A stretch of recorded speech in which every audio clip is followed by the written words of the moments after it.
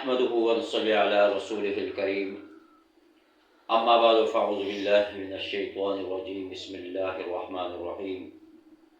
محترم سامعین ناظرین السلام علیکم ورحمۃ اللہ وبرکاتہ۔ آج کی اس نشست کے اندر قرآن پاک کی 2 آیات کا تذکرہ کروں گا کہ یہ وہ آیات ہیں، ان آیات کے پڑھنے سے انسان کے رزق مال کے اندر خیر و برکت پیدا ہوتی ہے، رزق کے اندر وسعت اور کشادگی پیدا ہوتی ہے، اور وہ بالخصوص وہ انسان، وہ آدمی جو رزق کی وجہ سے پریشانی کی حالت میں ہیں، جو معیشت کی وجہ سے پریشانی کی حالت میں ہیں، جو کاروبار کے لحاظ سے پریشانی کی حالت میں ہیں، جو دکاندار اپنی دکان کی وجہ سے پریشانی کی حالت میں ہیں، اور یا وہ کاروبار کرنے والے جن کی فیکٹریاں کارخانے ہیں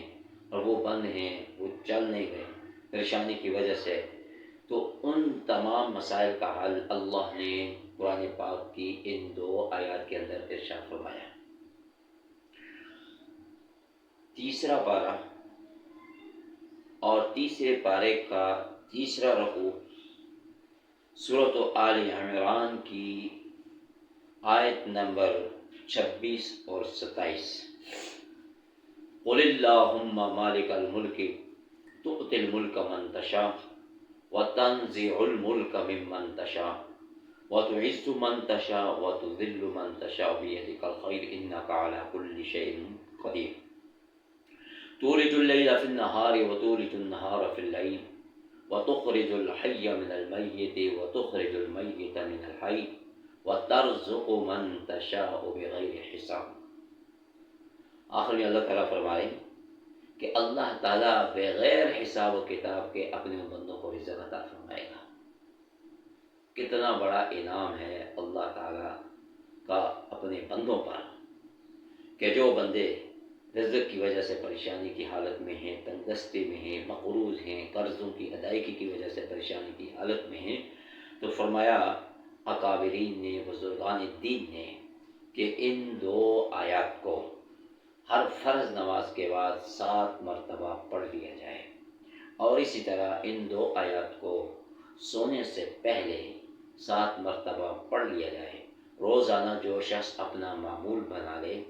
کہ ہر فرض نماز کے بعد 7 مرتبہ پڑھے، اور اگر ہر فرض نماز کے بعد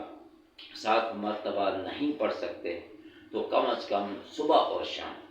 7 مرتبہ، صبح فجر کی نماز کے بعد اور 7 مرتبہ مغرب کی نماز کے بعد ان آیات کے پڑھنے کا اہتمام فرمائیں، تو انشاءاللہ العزیز ابھی اس کے چند دن نہیں گزریں گے کہ اللہ تعالیٰ اپنے اس بندے کو بغیر حساب کتاب کے رزق عطا فرمائیں گے۔ تو یہ سورۃ آل عمران کی آیت نمبر 26 اور 27